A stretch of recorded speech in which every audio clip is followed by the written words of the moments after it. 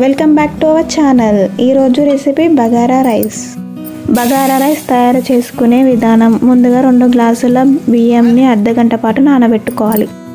తరువాత stove on చేసి గిన్నె పెట్టుకోవాలి. అందులో సరిపడా ఆయిల్ వేయాలి.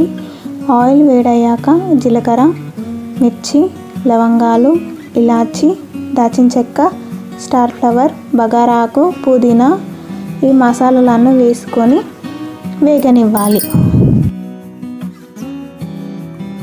ఇందులోనే రుచికి సరిపడా ఉప్పు వేసుకున్నాక ముందుగా నానబెట్టుకున్న బియ్యంని వేసుకొని కలుపుకోవాలి.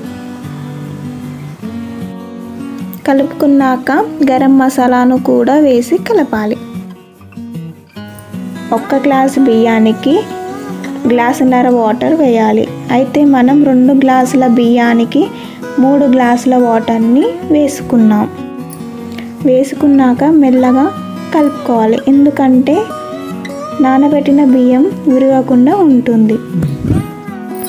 ఇప్పుడు స్టవ్ లో ఫ్లేమ్లో పెట్టి మూత పెట్టి రైస్ని ఉడకనివ్వాలి. కొద్దిసేపటికి రైస్ రెడీ అయిపోతుంది. ఈ రైస్ని ఏ కర్రీతో అయినా సర్వ్ చేసుకోవచ్చు. మేమైతే మటన్ కర్రీతో సర్వ్ చేసుకున్నాం.